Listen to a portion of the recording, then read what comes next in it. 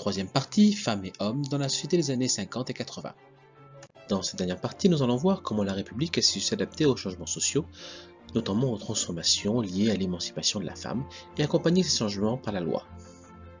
Au début du XXe siècle, les femmes sont, d'après le Code Napoléon, des mineurs civils et civiques. La scolarisation obligatoire depuis 1883 n'a pas transformé les choses. On attend d'abord d'elles qu'elles soient de bonnes ménagères et de bonnes mères. Lors de la Première Guerre mondiale, les femmes vont jouer un rôle fondamental dans l'industrie de guerre, à la place des hommes. Mais dès la fin des combats, elles sont renvoyées dans leur foyer. L'émancipation féminine est donc très lente, malgré le développement de l'emploi féminin.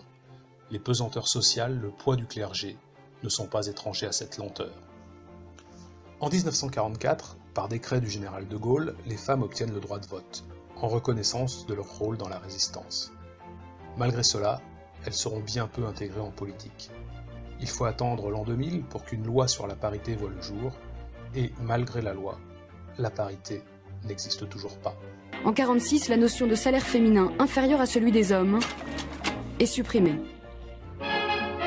Après la crise, l'embellie économique des 30 Glorieuses. Pour prospérer, la société a besoin de tous. Cette fois encore, les femmes répondent à l'appel, mais leur statut social est encore inadapté.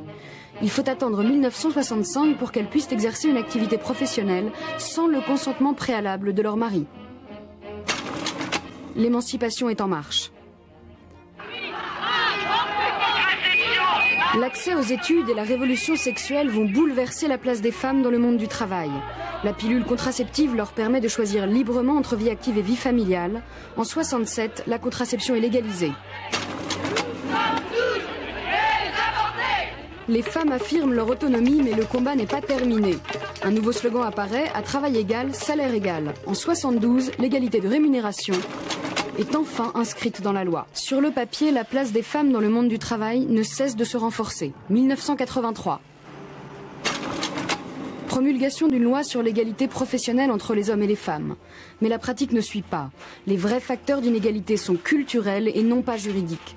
À niveau d'études égales, les femmes sont généralement exclues des postes de direction. Pour l'histoire, c'est fini pour cette année. Au revoir.